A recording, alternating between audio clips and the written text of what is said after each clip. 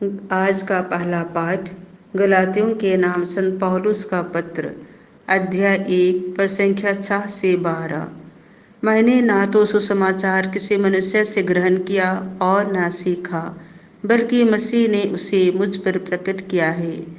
मुझे आश्चर्य होता है कि जिसने आप लोगों को मसीह के अनुग्रह द्वारा बुलाया है, उसे आप इतने शीघ्र त्याग कर एक दूसरे सुसमाचार के अनुयायी बन गए हैं। दूसरा तो है ही नहीं, किंतु कुछ लोग आप में अशांति उत्पन्न करते और मसीह का सुसमाचार विकृत कर देना चाहते हैं। लेकिन जो सुसमाचार मैंने आपको सुनाया, यदि कोई चाहे वह मैं स्वयं या कोई स्वर्गदूत ही क्यों ना हो, उससे भिन्न सुसमाचार सुनाए, तो वह अभिशप्त हो। मैं जो कह चुका हूँ उसे दोहराता हूँ। जो सुसमाचार आपको मिला है, यदि कोई उससे भिन्न सुसमाचार सुनाए, तो वह अभिशप्त हो। मैं अब किसका कृपा पात्र बनने की कोशिश कर रहा हूँ, मनुष्यों का अथवा ईश्वर का? क्या मैं मनुष्यों को प्रसन्न करना चाहता हूँ? यदि मैं अब तक मनुष्यों को प्रसन्न करना चाहता, तो मैं मसीह का सेवक नहीं होता। भाइयों, मैं आप लोगों को विश्वास दिलाता हूँ कि मैंने जो सुसमाचार सुनाया वह मनुष्य रचित नहीं है। मैंने ना तो उसे किसी मनुष्य से ग्रहण किया और ना सीखा, बल्कि यीशु मसीह ने उसे मुझ पर प्रकट किया है। संत लूकास के अनुसार पवित्र सुसमाचार, अध्याय 10 पद संख्या 25 से 37। मेरा पड़ोसी कौन है?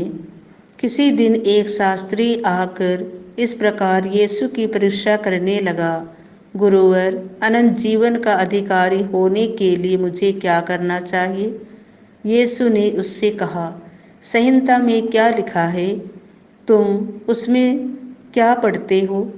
उसने उत्तर दिया, अपने प्रभु ईश्वर को अपने सारे हृदय, अपनी सारी आत्मा, अपनी सारी शक्ति और अपनी सारी बुद्धि से प्यार करो, और अपने पड़ोसी को अपने समान प्यार करो। यीशु ने उससे कहा, तुमने ठीक उत्तर दिया, यही करो और तुम जीवन प्राप्त करोगे।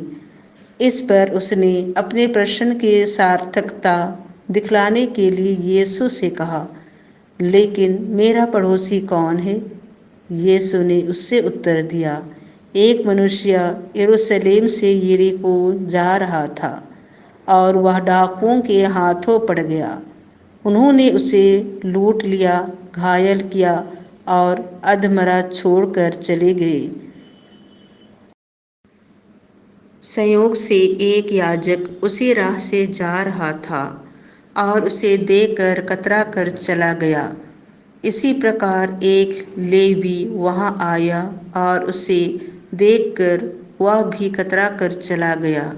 इसके बाद एक समारी यात्री वहां आ गया और उसे देखकर उसको तरस हो आया। वह उसके पास गया और उसने उसके घावों पर तेल और अंगूरी डालकर पट्टी बांध दी। तब वह उसे अपनी ही सवारी पर बैठाकर एक सराय ले गया और उसने उसकी सेवा शुश्रूषा की। दूसरे दिन उसने 2 दिनार निकाल कर मालिक को दिए और उससे कहा, आप इसकी सेवा शुश्रूषा करें। यदि कुछ और खर्च हो जाए तो मैं लौटते समय आपको चुका दूंगा। तुम्हारी राय में उन तीनों में से कौन डाकुओं के हाथों पड़े उस मनुष्य का पड़ोसी निकला? उसने उत्तर दिया, वही जिसने उस पर दया की। यीशु बोले, जाओ तुम भी ऐसा ही करो।